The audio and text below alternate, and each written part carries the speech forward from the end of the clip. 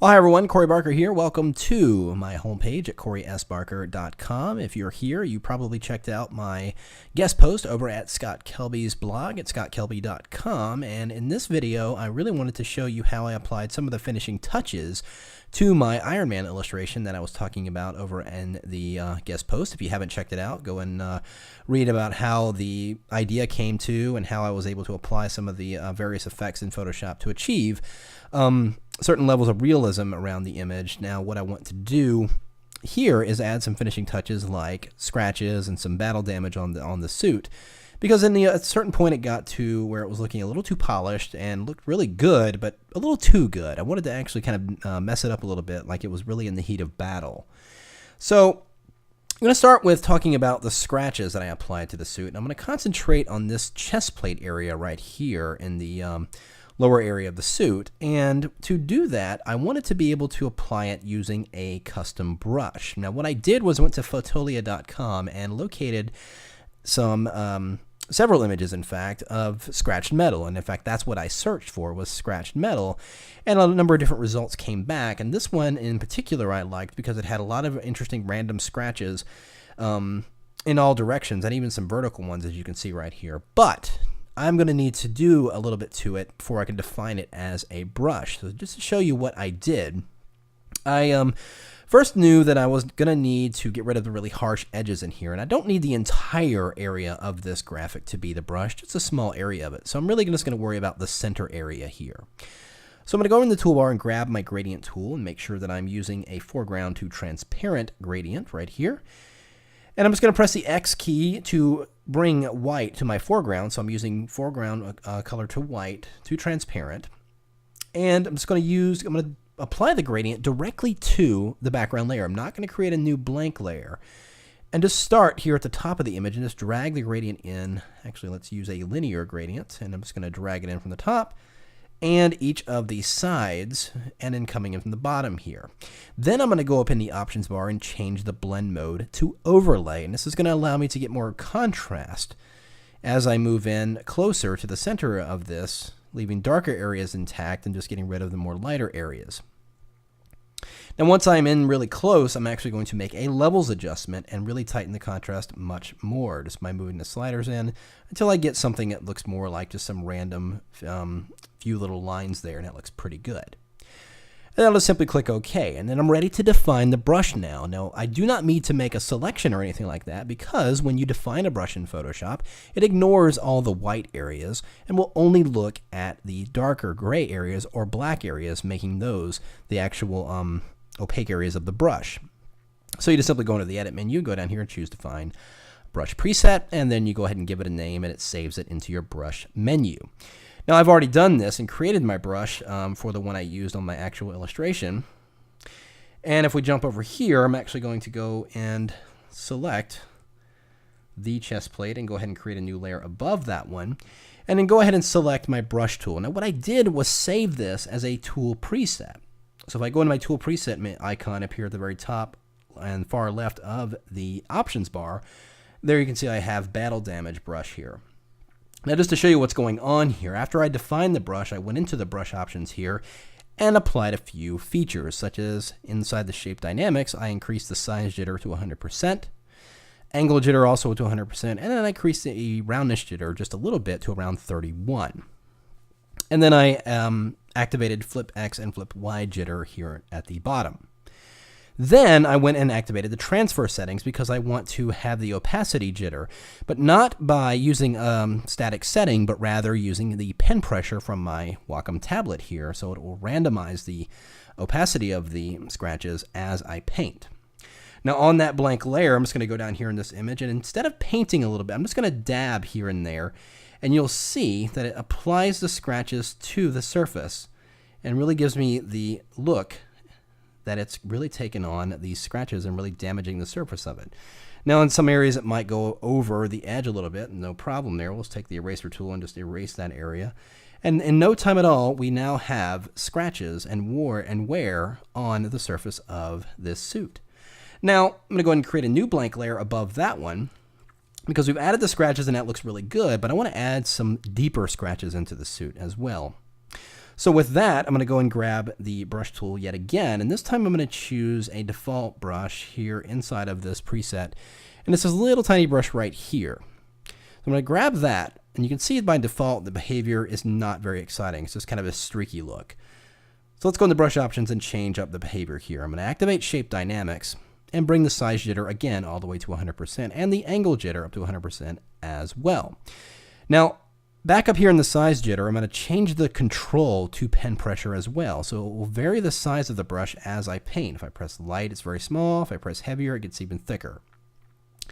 I'm even going to activate a little bit of scattering. Just on both axes, keep it at a low number around 25 to 30, and I'll just get something like that. Looks pretty good. Okay, so that's all I'm going to do for that brush. Now I'm just going to paint a little area of it so I can see what's going to happen next. So on that layer, I'm going to activate a layer style. Let's move it so I can see here. So I'm going to activate bevel and emboss, and I'm going to set the direction to down and then increase the depth of that. And you can see it's already looking like it's piercing into that suit a little bit, like it's really kind of embedded in there. I'm going to drop the size down to around 3. And that's all I'm going to do for those settings there. Then I'm going to activate gradient overlay, and it's going to vary the color as I paint these scratches on. But I'm going to change the blend mode of that gradient to overlay. Actually, no, I'm a little bit subtle. Let's start with soft light. Now, before I get out of here, that's all the layer styling I'm going to put on this layer. But before I go, I'm going to actually go to blending options and bring the fill opacity here under advanced blending down to 0. Notice what it's done is it's leaving the layer style intact and is removing the actual color of the layer. So we're only seeing the layer style. I'm actually going to go back into the bevel and emboss and just bring it to where the light is kind of coming from the upside here, there, or something like that. And then click OK. So I'm going to do a select all and hit delete. Now I've gotten rid of that original scratch, but now the layer is empty with the layer style applied. So no matter what I do, if I add a scratch here, I can go over here and add a little bit there. Notice I'm light. If I touch light, it actually makes a very subtle scratch. If I touch very heavy, it makes a really harsh scratch in there. So I can go in here and just add some battle damage here, just have it kind of coming off there. So a lot of different things I can do once that style is applied. And I did this all over the suit. And if it still seems harsh, just bring that opacity down just a little bit. And there we've got some really cool scratches, battle damage here on the suit. So I pretty much did this all over the suit and ultimately give me that kind of wear and tear look on the overall suit there. Now, let's look at the background area. So I've got the sky in the background, but what I want to add is some fragmentation, some debris that's kind of flying around him. Again, he's in the heat of battle here, so we need to have some elements kind of flying around him. So I have over on Fotolia.com found this stock image of this just random debris on a white background. So I'm just going to take this image as is and drag it on to my background image here. Let's actually make sure we've got the background image selected. Drag and drop it over, and there you can see it appears in the background. And I'm going to go ahead and change the blend mode of this to multiply, so we only see the debris in the background there, as you can see. And I'm just going to do a little bit of a levels adjustment here to boost the contrast, and there that debris comes out a little bit more pronounced. There we go. Now, what I'm going to do is actually give that debris a sense of movement by going into the filter menu and going to blur and choosing motion blur. And we'll just give it that kind of element there.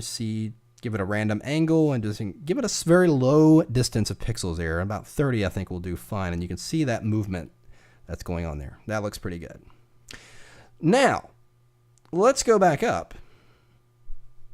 And we're going to add that same debris element once again. I'm going to drag it over, and now it's appearing in front. I've placed it at the very top of the layer stack here. And once again, I'm going to go ahead and change that to multiply and boost that contrast just a little bit, because I want this this debris in the front area. However, I'm going to move this over just a little bit. And then I'm going to put a very large blur on this because I want this to be in the extreme foreground, so much so that it's out of focus to my subject. There we go. So it looks like it's really in the extreme foreground and kind of flowing in front of him. This little fragment in front of his the face there, I'm actually going to apply a layer mask and get rid of that. Oh, let's actually make sure we're using the gradient in normal mode. There we go. So now there's some debris fragments that are actually flying in front of him there. That looks pretty good. Now, I want to add some sparks in here because it's all too obligatory to have sparks in these action movie posters these days. And I actually have an image of sparks here that was an accidental shot a family member of mine took on vacation. They were actually photographing fireworks at Disney. And I was looking through the photos and noticed this image, and they said, you know what, that's nothing. That's just a random shot that really isn't worth anything. I'm like, au contraire, I can make something work out of this. So with a simple channels trick, I'm going to go ahead and activate the luminosity selection just by command or control clicking directly on the RGB channel. And then I'm just going to go ahead and create a new blank layer and fill that with white. So now those sparks are nicely extracted. I'm just going to take that element and drag and drop it over. And let's go ahead and flip it horizontally and position it right here. And we'll just stretch it out and do a little bit of warping perhaps so it has the sense of movement. And something like that. And then just simply add a layer style. Let's go ahead and add an outer glow. Nice hot fire glow here, and we'll set the blend mode of that to hard light. And there we've got our nice fiery glowing sparks happening there. Pretty cool. Now there's some elements that are actually in front of my little hand here thing, so I'm just going to go ahead and erase those elements there. I don't really want those in the way there. Now what I'm going to do is make a duplicate of that layer, pressing Command or Control J, and just offset it a little bit. And let's run that same blur we did a moment ago on the debris.